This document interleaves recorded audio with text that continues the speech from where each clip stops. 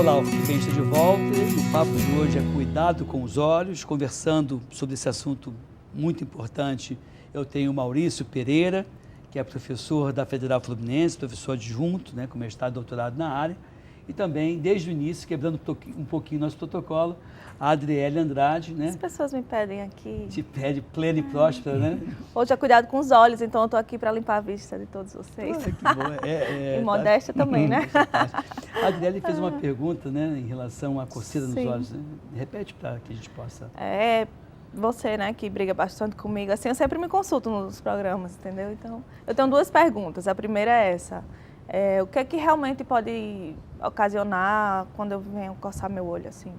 Pô, olha, mas é coceira Aquela mesmo. coçada mesmo. Com raiva, né? Voraz. Voraz.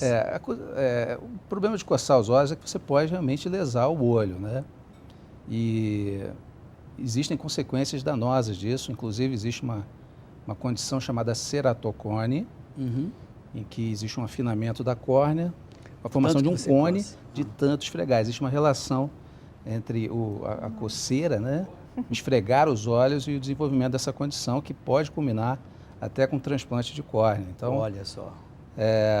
Então, em geral, por exemplo, se você estiver na situação de urgência, que estiver com muita coceira, o que eu recomendo? Fecha os olhos e joga água gelada. Medida imediata que já resolve. E às vezes, se você aguardar um pouquinho, não tendo um medicamento adequado, um antialérgico, às vezes só esperar um pouco, a tendência daquilo é passar. Porque se você coça, existe um ciclo vicioso que aumenta a liberação dos elementos que fazem coçar. Então, não deve coçar de forma alguma. Se tiver numa condição dessa, fecha os olhos, joga água gelada. É uma coceirinha gostosa, mas deletéria, Deletéria, perigosa. Eu vou aproveitar, que tem uma situação de um cisco no olho. Estou em casa, não tem como ir no oftalmo de repente. Você está numa situação... Teve uma vez que me faltou ar com um cisco e eu tentando tirar, eu fiquei desesperada. O que pode fazer em casa? É claro que vai depender se é caco de vidro, se é uma madeira, se é uma areia, mas digamos que seja uma coisa que você não sabe o que é, sentiu aquela sensação de qualquer cisco, coisinha já incomoda muito, O que você orienta hoje até que chegue no oftalmologista? A primeira medida é lavar os olhos, Então, por exemplo, poeira, pó, às vezes está na região dos cílios e cai dentro do olho. Então, fechar os olhos, lavar abundantemente com água, Água corrente. Se dispuser do soro fisiológico, seria ideal lavar com o soro fisiológico, mais nada. Imediatamente procurar o atendimento para tentar identificar a causa. Se a pessoa, depois que fez esse procedimento, está perfeito, enxergando bem, ainda assim, eu fiz isso, me parece que saiu, tá bom, posso ficar em casa? Ou algum sinal de alarme que eu poderia ter, olha, eu fiz isso, tirei, melhorou a situação, mas o que eu preciso me preocupar? Então, às vezes o corpo estranho sai, mas ele lesa o epitélio corneano, que é extremamente sensível. Que seria essa parte que a parte mais externa. Tem como você mostrar para mim? Nessa parte aqui superficial da córnea, a parte transparente do olho, nós temos muita inervação, então é extremamente sensível. Por isso, um cisco incomoda tanto, Parece um caminhão dentro do olho. Um caminhão dentro do olho. Não um grão de areia, um caminhão de areia. Então, às vezes o cisco sai, mas ele deixa uma lesão pequena e dá aquela sensação de areia nos olhos, de desconforto, de sensação de corpo estranho. Tá certo. Então, muitas vezes é importante avaliar se naquele ponto ali realmente o corpo estranho saiu ou se eventualmente aquilo não ficou infectado, machucado ou infectado. Então, por exemplo, mudança de coloração. Se surgir, por exemplo, uma lesão esbranquiçada, isso é um sinal de alerta. Não é normal. E essa lesão esbranquiçada é no mesmo dia ou é uma cicatrização? Ela pode surgir no próprio dia ou no dia seguinte.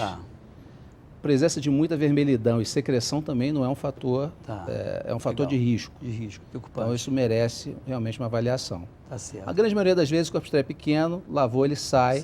Desconforto na maioria das vezes passa. Tá certo. Tem mais uma pergunta. Eu vou chamar mais um VT. Roda mais uma pergunta para o Maurício responder, por favor. Doutor Edmilson, meu nome é Levitanos, eu sou proprietário do Carioca Burger. Eu lido diretamente com o público. Como é que eu devo proceder para não me contaminar? Jabá aí, né? Não, deu fome agora. Deu fome agora. E toda a equipe da Band vai lá, né? Porque entrou aqui, ainda faz propaganda da empresa dele. Eu dividi essa pergunta, eu vou dividir em duas partes. Acho que uma parte para você responder, porque ele fala, como é que eu faço para evitar? Eu não sei, deve ser conjuntivite. Mas quando ele fala que lida com um monte de gente, que faz para evitar, eu fico pensando em outras doenças fora do olho. Então você fala do olho e eu falo das outras doenças. Pode ser assim? Claro, claro. Vamos lá então. O que você Então eu percebi, né, que a empresa é no na trailer, rua, né, na rua. É. E talvez isso dificulte um pouquinho a questão da higiene, de lavar as mãos. Então o principal cuidado é esse. Lavar sempre as mãos. E se não tiver a possibilidade de usar o álcool gel, mas o álcool gel não substitui, né, a lavagem das mãos. E ter esse cuidado, né, que são os cuidados básicos de quem trabalha em cozinha também, de quem manipula o dinheiro, não manipula o alimento, ou alguém que tem um contato direto com o público, talvez não manipular o alimento. E basicamente, assim, em relação à conjuntivite, do ponto de vista do contato, seria esse, quer dizer, sempre lavar as mãos, não levar também a mão aos olhos. Uma coisa que me preocupa, não sei se a Adriele já viu, assim, tem uma rede dessas de fast food, que já até botou a placa assim, os nossos atendentes não usam luvas. Eles lavam a mão frequentemente. Porque não adianta botar a luva. A luva, ela atua quase como uma questão psicológica. Quem está vendo fica seguro, mas é uma falsa segurança. Está errado. Se eu não fizer uma boa higiene das mãos, eu vou contaminar as luvas.